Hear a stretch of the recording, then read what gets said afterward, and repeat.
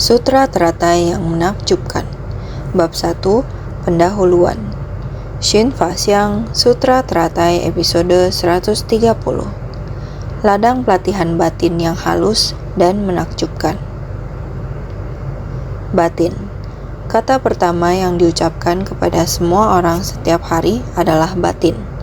Kesadaran batin adalah tempat pelatihan kita. Apakah tempat pelatihan kita setiap hari sudah dibersihkan dengan baik, dibebaskan dari segala pencemaran? Mohon semua orang menjadikan tempat pelatihan batin diri masing-masing senantiasa dalam keadaan agung. Oleh sebab itu, sebelumnya kita mengatakan bagaimana agar batin kita murni, serta menyingkirkan berbagai kerisauan dan memutus berbagai penderitaan. Bertumimbal lahir dalam 6 alam kehidupan, segala penderitaan di dunia manusia. Bagaimana cara melenyapkannya? Buddha telah dengan sangat jelas mengajarkan kepada kita. Asalkan kita ada 4 kebenaran mulia masuk ke dalam batin, itu adalah ajaran yang disampaikan bagi para Sarawaka. Jika kapasitas lebih tinggi, Buddha akan membabarkan ajaran sesuai kapasitas. Menjelaskan ajaran dari 12 nidana, yaitu bagaimana agar kita dapat lebih memahami asal-usul datang dan perginya kehidupan. Dalam kehidupan ini, datang dengan membawa karma dari kehidupan lampau, seumur hidup sampai tua dan mati. Di saat ini, jika kita telah mengetahuinya, harus segera melenyapkannya. Ini adalah sedang melenyapkan kekotoran dari ladang pelatihan dalam batin kita. Kita harus segera memperagung diri kita sendiri, membuat batin kita bersih, tidak ada sedikit pun tercemar, tidak ada sedikit pun kerisauan. Ini adalah mengapa Buddha datang ke dunia. Tujuan dari membabarkan dharma kepada orang banyak. Berharap setiap orang bisa memahami dharma masuk ke dalam hati. Ini dinamakan tercerahkan. Ini dinamakan memahami dan memasuki. Sutra Makna Tanpa Batas juga mengatakan seperti demikian. Selanjutnya mencurahkan 12 nidana yang mendalam. Memulai kembali apa yang Buddha katakan tentang 12 nidana, yaitu selanjutnya mencurahkan 12 nidana yang mendalam untuk mengguyur ketidaktahuan, usia tua, penyakit, kematian, dan lainnya. Panas hebat yang menyala-nyala, semua tumpukan penderitaan itu seperti terik matahari. Sutra Makna Tanpa Batas, Bab 1, Sifat Luhur. Membuat kita setelah memahami 12 nidana, maka kita akan bisa membersihkan batin kita. Karena batin yang tercemar adalah berasal dari ketidaktahuan. Setiap hari terus membicarakan ketidaktahuan. Ketidaktahuan adalah kerisauan. Kita jangan membawa ketidaktahuan dan kerisauan sampai tua, sakit, dan mati. Karena setiap orang juga bisa tua. Setiap orang bisa sakit. Setiap orang bisa mati. Namun, tua, sakit, dan mati bukan berakhir di kehidupan ini saja. Kita masih membawa jalinan jodoh karma baik dan buruk itu dan kembali menciptakannya lagi di kehidupan-kehidupan yang mendatang. Tarikan dan keterikatan semacam ini sungguh menderita tidak tertahankan. Seperti inilah penderitaan dibawa ke kehidupan selanjutnya. Panas hebat yang menyala-nyala, semua tumpukan penderitaan itu seperti terik matahari. Walaupun kerisauan ini telah berakhir di kehidupan ini, tetap akan berlanjut hingga kehidupan selanjutnya. Bahkan tanpa membahas tentang kehidupan selanjutnya, dalam kehidupan ini, jika penderitaan kita tidak disingkirkan, setelah mendengarkan dharma ini, ajaran dari 12 nidana, kita telah mengerti bahwa kita harus segera menyingkirkannya sekarang untuk mencegah panas hebat yang menyala-nyala ini. Penderitaan terulang kembali dalam pikiran kita. Sang Buddha bersungguh hati. untuk memberi kita 4 kebenaran mulia dan ajaran dari 12 nidana. Apakah kita boleh tidak berusaha? Tidakkah kita dapat dengan penuh perhatian dan tekun dalam membersihkan noda batin kita? Oleh karena itu, pada masa Buddha, sanghanya juga mencakup para biksu dari berbagai jenis. Ada seorang biksu bernama Biku Tua. Ia selalu merasa perlu untuk hidup sendiri, berjalan sendiri, dan mandiri. Ia selalu memuji hidup dan berjalan sendiri. Seperti inilah ia menciptakan hubungannya yang sangat buruk dengan orang lain dan menjadi seorang penyendiri. Seorang biku datang menghadap Buddha dan berkata bahwa ada seorang biku yang sangat sulit berinteraksi dengannya. Ia kemana-mana mengatakan bahwa dalam praktik, seseorang harus hidup menyendiri, berlatih sendiri, dan tinggal sendiri. Hal ini menimbulkan gangguan dalam kehidupan sangha.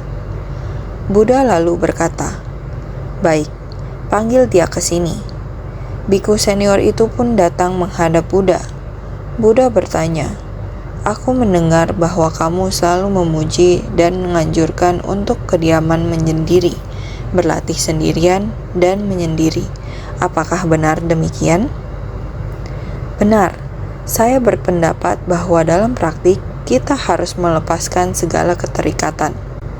Saya memahami bahwa hubungan sebab akibat, keterikatan itu sangat membelenggu dan melelahkan. Demi mencapai pembebasan, maka saya memilih untuk kediaman menyendiri, berlatih sendirian." Buddha kemudian berkata, "Baik, kemarilah. Saya memiliki satu cara kediaman menyendiri dan berlatih sendirian yang lebih unggul darimu." Apa yang dimaksud dengan kediaman menyendiri dan berlatih sendirian? Yaitu, Buddha selanjutnya memberitahukannya, ada kediaman menyendiri yang lebih unggul dari kediaman menyendiri darimu. Apakah itu? Ketika akar dari keinginan mengering, keinginan yang mendatang tidak bangkit. Keinginan yang sekarang tidak muncul. Ini dinamakan Brahmana. Tiada aku atau punyaku. Keraguan dan belenggu telah terputus. Samyukta Agama Sutra Gulungan 1. Ini adalah yang paling penting dari membina diri. Pada dasarnya, batin kita sangat jernih. Ketika akar dari keinginan mengering, pada dasarnya memang tidak ternoda.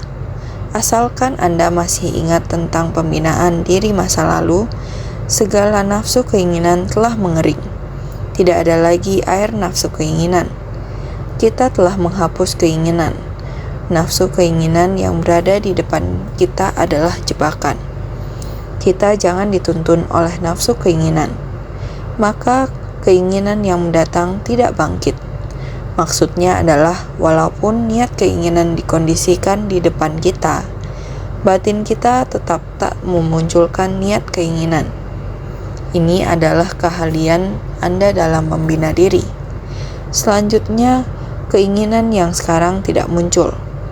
Keinginan yang datang tak terbangkitkan. Keinginan sekarang tidak muncul. Batin kita yang terdalam setiap saat tidak akan memunculkan nafsu keinginan yang tidak pantas. Tiada aku atau punyaku. Segala sesuatu hal dari kita hidup secara alami, tidak ada hal khusus yang harus dikejar. Ini barulah batin pencerahan yang sesungguhnya. Di tengah orang banyak, kita harus memutuskan keraguan.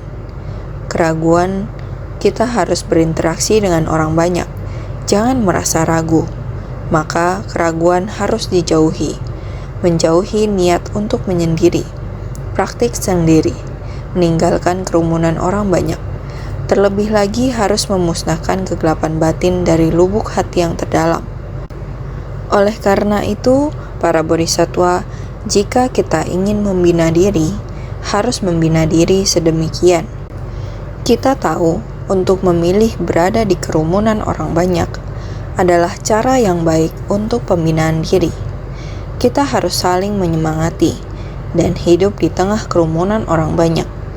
Kita perlu menjauhi nafsu keinginan. Segala nafsu keinginan yang berada di hadapan kita menggoda batin kita. Pada setiap saat, nafsu keinginan banyak bermunculan. Jika kita meninggalkan kerumunan orang yang dipenuhi nafsu keinginan dan membenamkan diri ke dalam kumpulan orang yang murni, ini barulah tempat pelatihan kita yang sesungguhnya. Oleh karena itu, mempunyai batin pelatihan diri yang agung sangatlah penting. Dalam Sutra Teratai, naskah sutra selanjutnya mengatakan, pada ketika itu, dari langit turun hujan dari bunga mandarawa, bunga mahan mandarawa, bunga manjusaka, dan bunga maha manjusaka. Sutra Teratai bab 1 pendahuluan.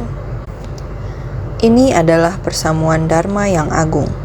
Setelah Buddha Chandra Surya Pradipa membabarkan Dharma, setelah dibabarkan Sutra Teratai tanpa diucapkan, dia memasuki kondisi samadhi. Persamuan Dharma saat itu sangat agung. Dari langit turun hujan. Bunga mandarawa dan bunga maha mandarawa merujuk pada bunga menyenangkan kecil dan besar. Bunga-bunga ini berjatuhan dari langit, membuat hati kita penuh sukacita. Batin tidak menimbulkan kerisauan. Ini juga merupakan sebuah deskripsi. Sesungguhnya ini sedang menggambarkan Dharma. Dharma sangat menyenangkan.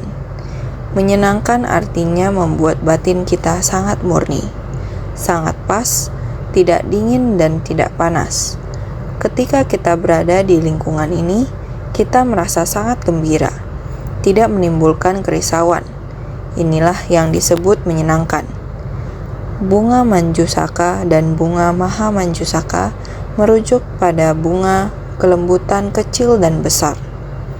Semua bunga ini tidak hanya supaya batin kita merasa tenang dan batin tidak ada kerisauan. Juga terdapat bunga yang lembut, di mana kita bisa merasakan kehangatan dan kebahagiaan. Ada bunga-bunga besar dan kecil, yang menggambarkan menyenangkan dan kelembutan. Juga menggambarkan ladang pelatihan. Melihat bunga menyenangkan dan bunga kelembutan, besar dan kecil berjatuhan dari angkasa, bertaburan di atas Buddha. Tidak hanya bertaburan di area sekitar Buddha, juga di antara kerumunan. Hal ini membuat semua orang menyadari bahwa batin, Buddha, dan semua makhluk telah berada dalam kondisi yang sama. Juga terdapat 6 macam getaran berbeda. Bertaburan di atas Buddha dan seluruh persamuan, semua dunia Buddha berguncang dalam 6 macam getaran berbeda. Sutra Teratai bab 1 pendahuluan. 6 macam getaran berbeda juga menjelaskan niat batin kita. Ketika batin kita aktif dan berguncang, kita dapat melepaskan kerisauan yang dulu. 6 macam getaran yang berbeda sebelumnya sudah pernah dijelaskan. Sekarang kita pakai perumpamaan yang lain untuk segera dan sepenuhnya melenyapkan kerisauan yang ada di batin kita. Kita harus mendengarkan Dharma dan merasa tersentuh dan tergetar. Ini barulah apa yang kita dapatkan dari mendengarkan Dharma. Batin harus sangat senang dan merasa sangat lembut. Kerisauan masa lalu harus segera diguncangkan dan dilenyapkan. Inilah tujuan kita mendengarkan Dharma. Berguncang dalam 6 macam getaran berbeda adalah pencapaian dari laku wibawa pada dunia materi. Semuanya sama seperti sekarang ketika Tathagata Sakyamuni membabarkan Dharma. 6 macam getaran berbeda adalah pencapaian dari laku wibawa pada dunia materi. Semuanya sama seperti sekarang ketika Tathagata Sakyamuni membabarkan Dharma. Sebenarnya, 6 macam ini sudah pernah dijelaskan sebelumnya, dengan waktu yang sangat panjang. Sekarang kita ketahui bahwa dunia materi adalah yang berwujud dan bisa bergerak. Namun saya rasa hati kita harus digerakkan, jangan lagi terlena. Jika mendengarkan Dharma tapi dengan kondisi tidak sabar berarti ketiduran. Maka kita harus sadar, harus bangun terguncang. Ini adalah hati batin kita, bukan hanya laku wibawa pada dunia materi. Laku wibawa pada dunia materi adalah ketika kalian duduk di sini, semua penuh dengan laku wibawa. Dan saya duduk di sini saling membabarkan dan mendengarkan Dharma. Dunia materi di tempat latihan ini bisa dibilang sangat serius. Yang dengar juga sangat berkonsentrasi. Inilah yang dimaksud dengan dunia materi. Yang dilihat kamu, saya juga bisa melihatnya. Yang kamu rasakan, saya juga bisa merasakannya. Semua yang bisa dilihat dan dirasakan, ini namanya dunia materi. Inilah pencapaian perilaku yang bermartabat. Perilaku bermartabat di tempat suci ini telah sepenuhnya tercapai. Artinya syarat-syarat bagi Buddha untuk membabarkan Dharma telah terpenuhi secara terus-menerus. Semuanya sama seperti sekarang ketika Tathagata Sakyamuni membabarkan Dharma. Apa yang dikatakan sekarang masih merupakan Bodhisattva Manjusri yang menggambarkan tempat pencerahan Buddha Chandra Surya Pradipa. Oleh karena itu, tempat pencerahan Buddha Chandra Surya Pradipa sama dengan tempat pencerahan Buddha Sakyamuni sekarang. Urutan 6 jenis getaran yang berbeda juga merupakan urutan dari 6 pencapaian. Semuanya sama. Pada ketika itu, seluruh persamuan yang terdiri dari biksu, biksuni, upasaka, upasika, dewa, naga, yaksa, gandarwa, asura, garuda, kinara, mahoraga, manusia dan makhluk bukan manusia, serta para raja kecil, raja pemutar roda dan lainnya. Sutra Teratai Bab 1, Pendahuluan. Tujuan utama Buddha datang ke dunia ini hanyalah untuk mencerahkan makhluk hidup, berharap para makhluk dapat mencapai pencerahan. Ini adalah tempat praktik yang sangat baik. Selain 4 kelompok murid, biksu, biksuni, upasaka, upasika, selain monastik dan perumah tangga 4 kelompok murid, ada juga mereka yang meskipun belum berlindung, namun tetap datang dengan gembira mendengarkan Dharma, serta para pelindung Dharma. Ada pelindung Dharma alam manusia, ada pelindung Dharma 8 kelompok dewa dan naga, dan pelindung Dharma para dewa. Semuanya telah hadir. Semuanya telah memperoleh apa yang belum pernah diperoleh sebelumnya. Mereka bersukacita, mengatupkan kedua telapak tangan dan sepenuh hati menatap pada Buddha. Sutra Teratai Bab 1, Pendahuluan. Kesemua ini tidak peduli pada dewa, raja, naga, dan 8 kelompok dewa dan naga, ataupun semua orang di alam manusia. Semua orang bersukacita dengan yang telah mereka peroleh. Yang belum pernah memperoleh, mereka bersukacita karena apa? Hanya saja di tempat pencerahan tersebut, semua orang duduk dengan rapi, melihat semua orang berusaha untuk giat bersemangat. Semua orang bersama-sama menunggu di tempat ini untuk mendengarkan Buddha yang akan membabarkan Dharma. Sukacita dari seluruh tempat pencerahan ini, semua orang sangat tulus. Mereka bersukacita, mengatupkan kedua telapak tangan dan sepenuh hati menatap pada Buddha. Batin semua orang begitu sepaham dan selaras. Batin tidak bercabang, melenyapkan segala keinginan batin, dengan sendirinya berpadu menjadi satu dengan kerumunan. Ini juga merupakan tempat pencerahan yang paling halus dan menakjubkan. Juga merupakan tempat pencerahan batin yang paling halus dan menakjubkan.